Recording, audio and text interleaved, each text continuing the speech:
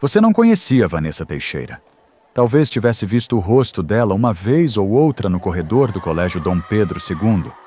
Cabelo preso, mochila verde, sempre andando rápido entre uma aula e outra. Terceiro ano, turma B. Você era do segundo. 2 mundos que quase não se tocam dentro de um colégio estadual. Na noite de quarta-feira, 6 de novembro de 1996, Vanessa estava sozinha em casa. Os pais tinham ido a um casamento em Três Rios. Ela tinha ficado porque tinha prova de história na quinta, uma decisão completamente razoável. Às 9h14 da noite, o telefone tocou. Era uma voz que ela não reconheceu. Baixa. Amigável demais, aquele tipo de amigável que só existe quando alguém quer alguma coisa. A voz perguntou se ela gostava de filmes de terror. Ela disse que sim. Na manhã seguinte, você soube pelo rádio. Estava tomando café, esperando seu pai dar partida no Fusca enferrujado para te levar ao colégio. O locutor da rádio Petrópolis falou rápido, entre uma vinheta e outra. Estudante encontrada morta em residência no Alto da Serra. Polícia investiga. Seu pai baixou o volume. Não precisa ouvir essas coisas de manhã, ele disse. Mas você já tinha ouvido. No colégio a notícia tinha chegado antes de você. Na fila do bebedouro, no pátio antes do sinal, nas cadeiras de plástico laranja da sala de aula, todo mundo sabia o nome. Vanessa Teixeira. Terceiro B. A menina da mochila verde. Alguns choravam. A maioria estava naquele estado estranho de choque misturado com morbidez. Esse estado que acontece quando algo horrível acontece perto o suficiente para ser real, mas longe o suficiente para ainda parecer notícia de jornal. Você não a conhecia. Então você também ficou nesse estado. Por enquanto. Antes de continuar, você precisa saber por que estava sozinho naquela semana. Seu pai era técnico da Companhia de Águas do Estado. Uma vez por ano, em novembro, tinha um congresso em Niterói. 2 dias de palestras em hotel, despesas pagas pela empresa. Ele sempre ia. E esse ano sua mãe foi junto, porque novembro também era o mês do aniversário de casamento deles. E Niterói ficava do lado do rio, e fazia tempo que ela não via a cidade. Eles tinham te deixado na sexta anterior. Voltariam no domingo. Era quinta-feira. Você tinha 16 anos, era responsável, tinha comida na geladeira e o número da vizinha Dona Marlene em cima da mesa da cozinha. Qualquer coisa mesmo, você liga. Não era a primeira vez que ficava 2 ou 3 dias sozinho. Não tinha por que ser diferente dessa vez. Mas essa vez era diferente.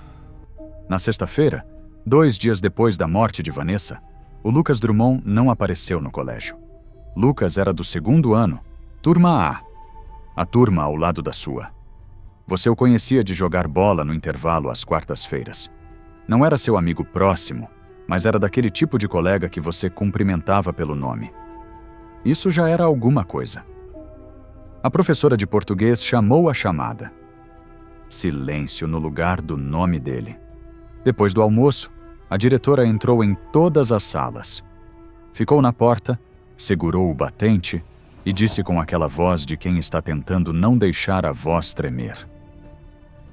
Pedimos que todos avisem os responsáveis que serão buscados mais cedo hoje. Por precaução. Ninguém perguntou por quê. Todo mundo já sabia. Lucas Drummond tinha sido encontrado na manhã daquela sexta. Na calçada em frente à própria casa, a 3 quarteirões do colégio. Os pais tinham saído para trabalhar às 6 da manhã. Ele devia ter saído logo depois, a caminho da escola. Nunca chegou. 2 estudantes do mesmo colégio. Em menos de 48 horas. A cidade que antes parecia pequena demais para acontecer qualquer coisa, agora parecia pequena demais para escapar de qualquer coisa.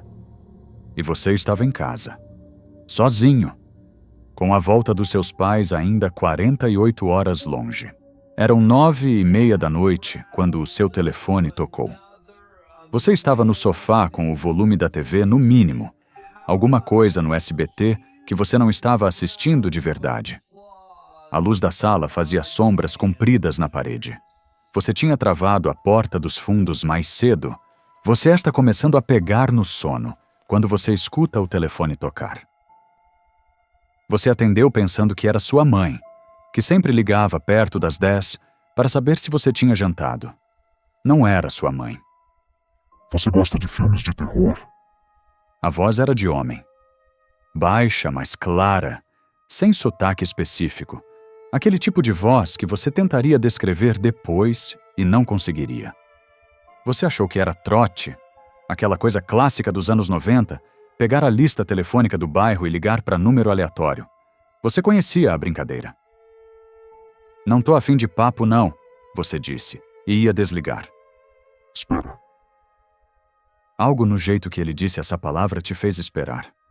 Você não sabe explicar. Às vezes o corpo entende antes da cabeça. Vanessa Teixeira gostava. Lucas Drummond também. Os dois me disseram isso antes. Silêncio absoluto. O sangue desapareceu do seu rosto. Você desligou. Ficou parado com o fone na mão por um tempo que não sabe dizer quanto foi. Depois foi até a janela da sala e olhou para a rua. A rua estava vazia. A chuva, os postes, a neblina engolindo as casas do final do quarteirão. E então o telefone tocou de novo. Você não atendeu. Pegou o caderno em cima da mesa, achou o número da dona Marlene, foi até o telefone e começou a discar. Na quarta vez que a linha chamou sem atender, você desistiu. Ela era idosa, provavelmente já dormia. Você pensou em ligar para a polícia. Mas o que você ia dizer? Que recebeu uma ligação estranha?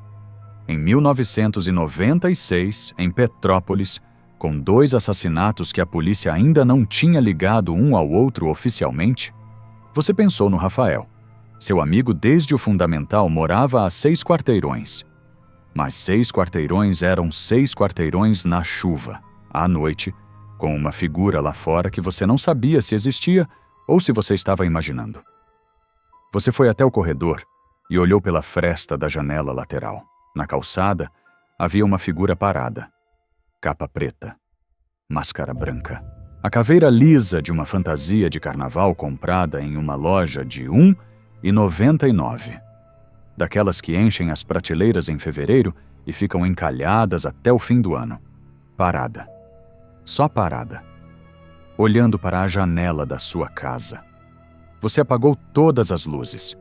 Pegou a chave da casa, o dinheiro que estava em cima da geladeira e saiu pela porta dos fundos, que dava para o corredor lateral entre a sua casa e a do vizinho do lado. Você correu pela lateral, saiu pelo portão de serviço, entrou na viela que cortava o quarteirão. 6 quarteirões na chuva. Você correu os 6. Na casa do Rafael, com a porta trancada e as luzes acesas, você colocou tudo na mesa. Vanessa Teixeira, Lucas Drummond, os 2 do mesmo colégio, os 2 mortos em dias seguidos, e uma ligação para você citando os 2 pelo nome. Rafael ficou quieto por um segundo. Depois disse uma coisa que mudou tudo. Lucas morava na rua Ipiranga, né? Você disse que sim. Minha mãe falou que a mãe do Lucas era amiga da sua mãe, que elas se viam às vezes na feira de sábado. Você parou. Pensou. Vanessa Teixeira. Você não a conhecia, mas seu pai conhecia o pai dela. Eles trabalhavam no mesmo prédio público no centro. Tinham almoçado juntos mais de uma vez.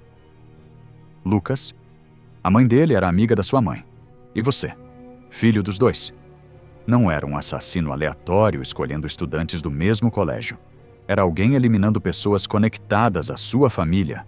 Alguém que conhecia vocês, que sabia os nomes, os endereços, as rotinas.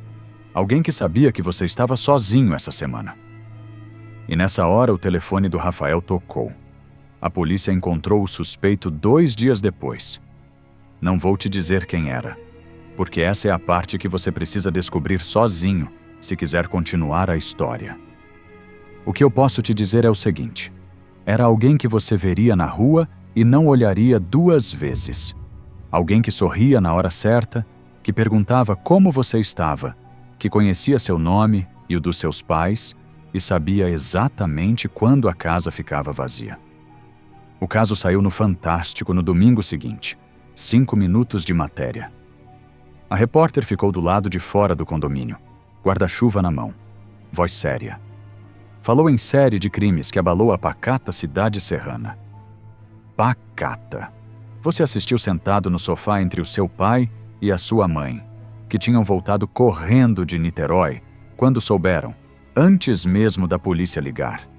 E pensou em quantas cidades pacatas do Brasil guardavam histórias que nunca viraram matéria de 5 minutos. Pensou em Vanessa, que ficou em casa para estudar para a prova de história.